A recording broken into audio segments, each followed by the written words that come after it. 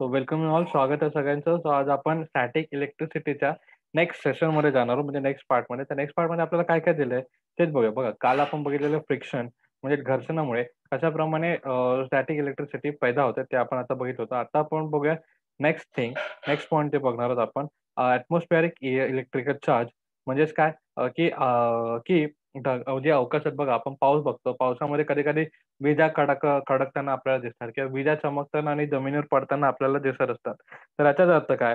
ह्याचाच अर्थ हे की तिथे सुद्धा कुठे ना कुठे इलेक्ट्रिकल चार्जेस म्हणजे काय, विद्युत प्रभार आपल्याला कुठे ना कुठे ते दिसणारच म्हणजे असतील. त्याच कारणामुळे तर वीज निर्मिती होईल ना. बघा, जोपर्यंत तिथे विद्युत प्रभार ज्या म्हणजेच काय, जोपर्यंत तिथे इलेक्ट्रिकल चार्जेस निर्माण होणार नाही, तोपर्यंत तिथं इलेक्ट्रिसिटी जनरेट होईल का? The answer is no. त्याच कारणामुळे वी कॅन से जेव्हा इलेक्ट्रिकल प्रभार विद्युत प्रभार म्हणजे इलेक्ट्रिकल चार्जेस तिथे दिसतील, तेव्हा तिथे इलेक्ट्रिसिटी किंवा इलेक्ट्रिकल शॉक वगैरे आपल्याला एक्सपिरियन्स होईल, म्हणजेच अनुभव होईल. तर आपण त्याचप्रमाणे ॲटमॉस्फिअरिक इलेक्ट्रिकल चार्जेस म्हणजे जे आपण ढगामध्ये जेव्हा वीज वगैरे चमकते ते तो जो सिनेरिओज आपण जो बघतो किंवा तशा प्रकारचे जे जेव्हा घटना आपण बघतो, त्याचं एक्झॅक्टली ते कशामुळे होतं आणि ते का होतं हे आपण आता बघणार आहोत. परंतु त्यापूर्वी आपण एक छोटासा ग्रेट सायंटिस्ट बद्दल आपण जाणून घेणार आहोत. ज्याचं नाव आहे बेंजामिन फ्रँकलिन. तर बघा, आपण ऑलरेडी बेंजामिन फ्रँकलिन याचं नाव ऐकलं होतं, की ज्यांनी आपण बोललो होतो, की त्यांनी एक एक्सपेरिमेंट केला होता, की त्यांनी इलेक्ट्रिकल चार्जेस असतात याबद्दलचा त्यांनी आपल्याला एक ठाम पुरावा दिला होता. त्याच्यासाठी आपण येलो कलरचा रॉड आपण यूज केला होता, राइट? त्यात बेसिकली त्याच सायंटिस्ट बद्दल आपण थोडंसं पुन्हा एकदा बघणार आहोत. So let's go for that. First of all, so in the year 1752, the Benjamin, or we can call it the Benjamin Franklin, conducted an experiment of flying kite with his son Williams. A kite was made of using the silk cloth and decorate wood, and we can call this a metal wire. The metal wire was joined in such way that its one end was at the top of the kite and the other one was joined to the string of the kite, and there was the lighting in the sky on the day they flew that kite. When the metal wire touches the cloth, the electricity charges got transferred from the cloud to the kite, and then they lose the string and the kite and become taut, and electrical charges reaches to the earth through the string, and the spark and we can get a spark was seen where the string touches the earth. So this is showed that the lightning is is from the electrical charges. म्हणजेच काय, तर त्याने experiment काय केलं होतं, त्या experiment मध्ये काय केलं होतं त्यांनी, की आपण काईट म्हणजे काय, पतंग आपण म्हणतो. तर सिल्क सिल्क कपडा जो आपण बोलतो, त्या सिल्क कपड्याचा त्यांनी पतंग बनवली होती आणि ते पतंग उडवत होते आणि त्याला त्यांनी इलेक्ट्रिकल वायरने कनेक्ट केला होता आणि ते धाग्याला, ओके, त्या धाग्याला करंट करत होता आणि जमिनीमध्ये म्हणजे किंवा एखाद्या गोष्टीला मानला होता, की ज्याचा पॉइंटिंग जमिनीपर्यंत होईल अशा प्रकारचा त्यांनी सिनेरिओ केला होता. आणि ज्यावेळेस ते अशा प्रकारचा एक्सपेरिमेंट करत होते, त्या सेम दिवशी आणि त्याच दिवशी आपल्याला अवकाशात म्हणजे ढग जमा झालेले आणि म्हणजे वीज निर्माण झालेलं आपण ते सिनेरिओज तिकडं म्हणजे अशा प्रकारचं वातावरण तिथे निर्माण झालं होतं.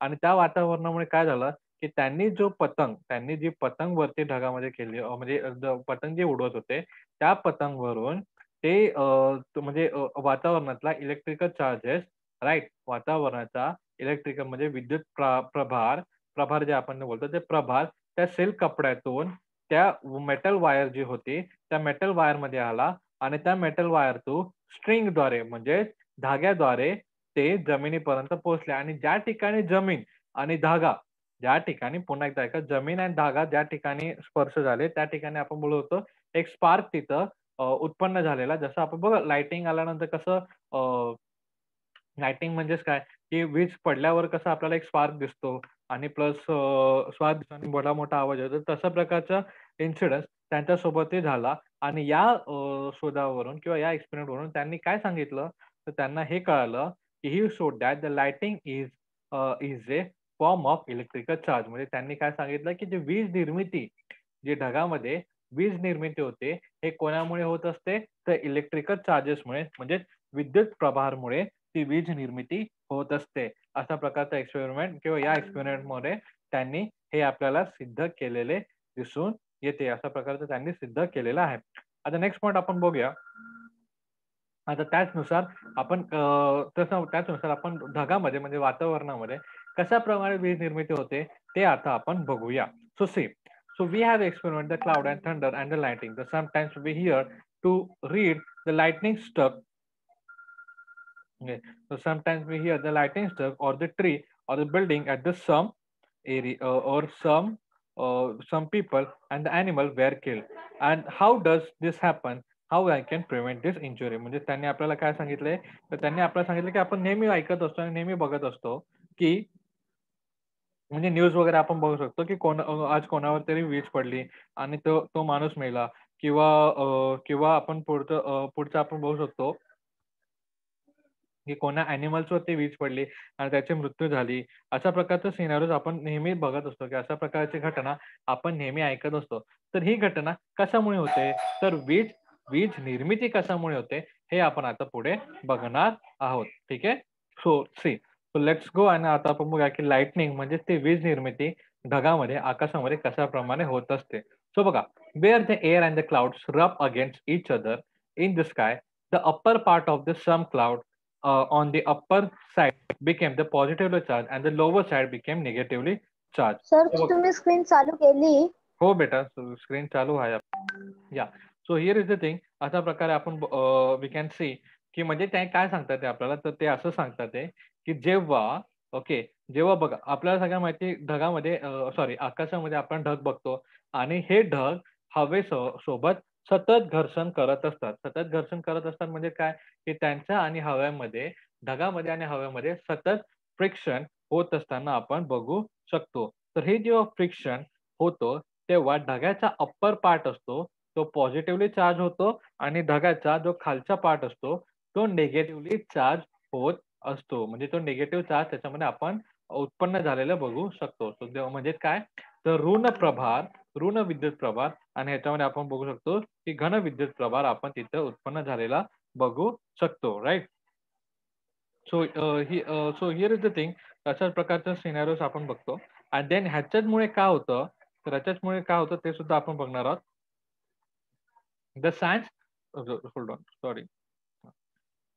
The science being lighting and the lighting strike is complicated. Let us therefore consider the cloud in a sky with the negative charges based above a plain ground, and when this negative charges on the bottom of the cloud became the much larger than the charges on its ground, it started flowing towards the ground in stages. This happens the very fast and in much less than a second, and the heat, light, and the sound energy is produces along with the electrical current. म्हणजे त्यांनी काय सांगितलं तर आपल्याला असं सांगितलं की बघा अशी जेव्हा घटना घडते किंवा अशा प्रकारचं जेव्हा निगेटिव्ह आणि पॉझिटिव्ह आणि निगेटिव्ह चार्जेस म्हणजे ऋण आणि घन विद्युत जे प्रभार आपण जे बघतो ते तर नेहमी जनरेट होत असतात. परंतु परंतु जेव्हा हे जे ऋण प्रभार म्हणजे काय आपण बोलतो निगेटिव्ह चार्जेस जेव्हा निगेटिव्ह इलेक्ट्रिकल चार्जेसची संख्या वाढते. ओके, नीट लक्षात द्या. जेव्हा ऋण संख्याची म्हणजेच निगेटिव्ह चार्जेस इलेक्ट्रिकल चार्जेसची संख्या वाढते त्यावेळेस जे आपल्या पृथ्वीवरती असणाऱ्या पॉझिटिव्ह इलेक्ट्रिकल चार्जेस ला ते अट्रॅक्ट करतात आणि त्यामुळे काय जनरेट होते तर इलेक्ट्रिसिटी जनरेट होते आणि इलेक्ट्रिक फक्त म्हणजे त्यामुळे तो करंट म्हणजे ते अट्रॅक्ट करतात ना बेसिकली. बघा पॉझिटिव्ह निगेटिव्ह अट्रॅक्ट करतातच बरोबर. तर तेव्हा हे जे यांची जी संख्या असते आणि हे का होतं बरं तर कारण हे गुरुत्वाकर्षणामुळे पण आपण बोलू शकतो थोडासा त्यांचा जो फोर्स आहे किंवा त्यांचा जो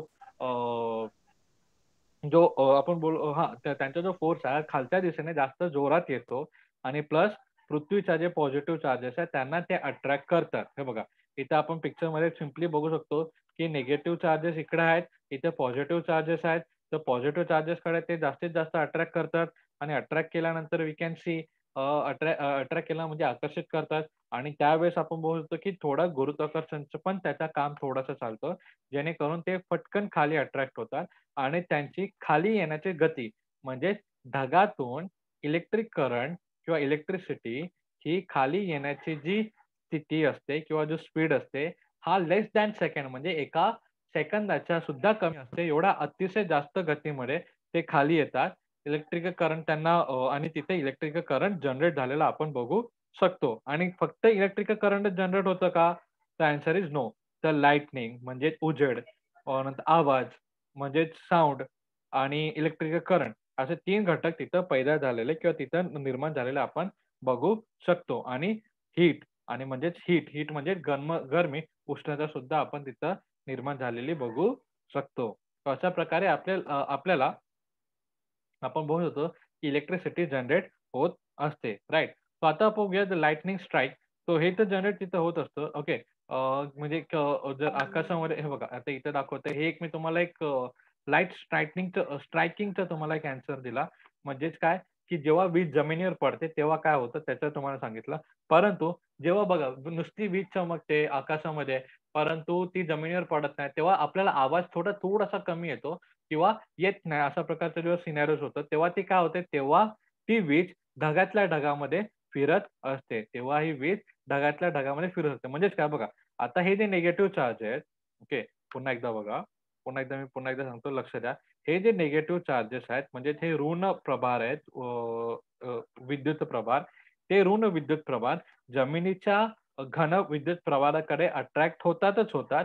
परंतु कधी-कधी कधी-कधी किंवा बहुतांशा ते ढगातल्या विद्युत प्रभार म्हणजे म्हणजे ढगातल्या ऋण प्रभाराकडे म्हणजे ढगातल्या पॉझिटिव्ह चार्जेसकडे सुद्धा अट्रॅक्ट होऊ शकतात. सो बघा, इथे आपल्याला दाखवलं इथं तर बघा या पिक्चरमध्ये आपल्याला दाखवलं की इलेक्ट्रिक करंट या प्रकारे अशी फ्लो होताना आपण बघू शकतो. तर बघा, पॉझिटिव्ह चार्जेसचा जो करंट आहे तो निगेटिव्ह चार्जेसकडे जातोय आणि निगेटिव्ह चार्जेसचा करंट हा पुन्हा एकदा आपल्याकडे पॉझिटिव्ह चार्जेसकडे येताना आपण बघू शकतो. तर अशा प्रकारचे सिनेरिओ अशा प्रकारची गोष्ट ही ढगामध्ये नेहमी होत असते. म्हणून जेव्हा आपण दीर्घ पाऊस किंवा एक खूप असा पाऊस असेल किंवा ढग जेव्हा काळकाळत असतात किंवा इलेक्ट्रिकली फुल चार्ज झालेले जे ढग असतात, तिथून आपण बघू शकतो की पाऊस नाही तर लाइटनिंग, थंडर हे जनरेट झालेलं आपण बघू शकतो आणि त्यासोबतच आवाज, उष्णता आणि उजेड हे तिघही गोष्ट जनरेट झालेल्या आपण बघू शकतो. आणि ही जी प्रोसेस आहे ते किती वेळात होते तर एकदम सेकंदाच्या बोलतात ना सेकंदाहून कमी टाईमामध्ये होत असतात. म्हणून ते अतिशय जलद आपण त्यांना म्हणत असतो. आता आपण बघूया lightning strike. You probably know that when there is a electricity charges cloud in the sky, the electricity is attracted towards the tall building or a tree. When the lightning strike, an opposite electrical charge is generated on the roof of the building and the top of the tree by indication.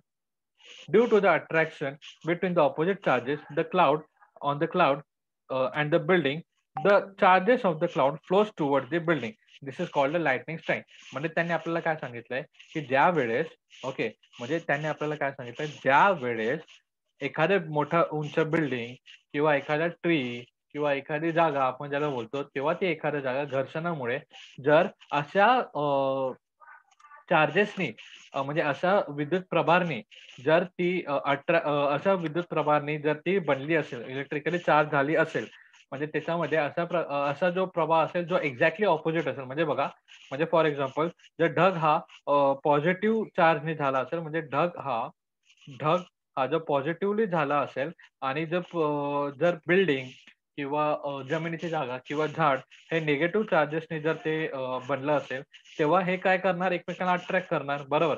आणि जर ढग हे negative आणि आपली जमीन positive झाली असेल, तर ती काय होणार एकमेकांना अट्रॅक्ट करणार. म्हणजे सांगायचं तात्पर्य असं, की जमिनीवर किंवा बिल्डिंग किंवा झाड किंवा एखादा टॉवर हे जर एक्झॅक्टली ऑपोझिट चार्जेसला म्हणजे विरुद्ध चार्जेसनी जर ते इलेक्ट्रिकली चार्ज झाले, ओके, तेव्हा ते ढगाच्या विद्युत तरंगांना आपल्याकडे अट्रॅक्ट करतात आणि त्यानुसारच आपण जमिनीवर विद्युत किंवा जमिनीवर ती लाईट आपण जे बोलतो ना वीज पडली, ती जमिनीवर ती वीज पडलेली आपण बघू शकतो किंवा वीज पडताना ते आपण बघू शकतो. कळालं बेटा हा पॉइंट काय मी म्हटलं ते? So let's go for the DUNO session. So what we have in a DUNO session? So do you know the tremendous heat and lighting generated by the lightning? A chemical reaction occurs between the nitrogen and oxygen in the air, and the nitrogen oxide gas is formed. It mixes with the rainwater and comes down to the earth, and it supplies the nitrogen to the soil, thus improving its fertility. And due to the energy of the lightning, the oxygen in the air is converted into ozone, and this ozone gas is protected us from harmful ultraviolet rays is coming towards the coming towards this earth from the sun. म्हणजे त्यांनी आपल्याला काय सांगितलं, अतिशय दोन important गोष्ट आपल्याला सांगितलेले आहे. ओके, अतिशय दोन इम्पॉर्टंट. पहिले इम्पॉर्टंट गोष्ट काय सांगितलेलं आहे, तर पहिली इम्पॉर्टंट गोष्ट हे सांगितलंय की जेव्हा केव्हा खूप जोरात म्हणजे ट्रिमंडस हीट म्हणजे खूप जोरात उष्णता किंवा आपण होतो लाइटनिंग किंवा लाईट आपण जेव्हा जनरेट होते, जेव्हा ढगामध्ये खूप जोरात उष्णता, खूप जास्त हीट आणि खूप जास्त उजेड जेव्हा लाईट जेव्हा तिथं जनरेट होतो, तेव्हा केमिकल रिॲक्शन होतं कोणामध्ये, नायट्रोजन आणि ऑक्सिजन. म्हणजे हवामध्ये नायट्रोजन असते ना, तर हव्यातल्या नायट्रोजन आणि ऑक्सिजन यांच्यामध्ये केमिकल रिॲक्शन होतं आणि ते नायट्रोजन ऑक्साईड गॅस जनरेट करतात. नायट्रोजन ऑक्साईड गॅस बनवतात आणि जेव्हा ते नायट्रोजन ऑक्साईड गॅस बनते, तेव्हा ती पाण्यामध्ये विरघळून आपल्या जमिनीवर येते आणि तेव्हा ती जमिनीची फर्टिलिटी म्हणजे जी उत्पादकता आपण जे म्हणतो, ते उत्पादकता उत्पादकता ती वाढवते. म्हणजेच बघा, जमिनीमध्ये म्हणजे जी कोणती पण सॉइल असेल, ज्याला फार्मिंगसाठी आपण जे बोलतो, ज्या शेतीसाठी जी जमीन आपण जे बोलतो, त्याच्यात नायट्रोजनचे प्रमाण बऱ्यापैकी असले पाहिजे. तर हे जे नायट्रोजन कुठून येतं बरं सॉइलमध्ये, तर पावसाच्या पाण्या थ्रू ते नायट्रोजन सॉइलमध्ये येत असतं. आणि कसं येतं, तर जेव्हा ट्रिमेंडस लाईट म्हणजे खूप अशी उष्णता आणि खूप असे उजेड जर अवकाशामध्ये आढळून आला असेल, तर खूप जास्त उजाळा, खूप जास्त हीट हे काय करतात, ह्यांच्यामुळे नायट्रोजन ऑक्साईड आणि नायट्रोजन आणि ऑक्सिजन एकमेकांसोबत रिएक्ट करतात आणि नायट्रोजन ऑक्साईड बनवतात आणि nitrogen oxide okay, nitrogen oxide पाण्यामध्ये विरघळून म्हणजे पावसाच्या पाण्यामध्ये विरघळून ते जमिनीकडे येत असतात आणि जमिनीला नायट्रोजनचा सप्लाय भेटत असतो आणि याच कारणामुळे जमिनीची उत्पादकता म्हणजे फर्टिलिटी ही वाढत असते. हा एक पॉइंट बघितला. आणि दुसरा एक पॉइंट आपण बघूया की due to the energy of the lighting म्हणजे एनर्जी म्हणजे उष्ण आपण बोलतो ऊर्जेमुळे लाइटनिंगच्या म्हणजे लाइटनिंगच्या प्रकाशाच्या उजेडामुळे जेव्हा आपण आभाळ गरजतो ना, त्यावेळेसचा सिनारिओ बोलतोय की जेव्हा प्रकाशाच्या उजेडामध्ये ऑक्सिजन कशामध्ये कन्वर्ट होतो, कोणतं म्हणजे वरचा ऑक्सिजन हा कशामध्ये कन्वर्ट होतो, तर ओझोन गॅसमध्ये कन्वर्ट होतो आणि ओझोन गॅसमध्ये कन्वर्ट झालेला ऑक्सिजन ओके आणि आपण बोलतो जो ऑक्सिजन ओझोन गॅसमध्ये कन्वर्ट होतो, तो आपल्याला कशापासून वाचवतो, युव्ही रेज म्हणजे अल्ट्रा व्हायोलेट रेज जे म्हणजे सूर्यापासून येणारे जे हार्मफुल रेज आहे, जे घातक असे जे प्रकाश आहेत सूर्यप्रकाशापासून आपल्याला वाचवायचं काम करत असतो. तर याच कारणामुळे आपल्याला लाइटनिंग हे दोन्ही भले ते जमिनीची उत्पादकता असो किंवा आपल्या स्वतःचा जीव वाचवण्यासाठी असतो, हे दोन्हीसाठी आपल्याला लाइटनिंग हे उपयोगी ठरतं आणि उपयोगी असतं. ठीक आहे. ह्यात कोणाला काय डाऊट असेल तर विचारू शकता.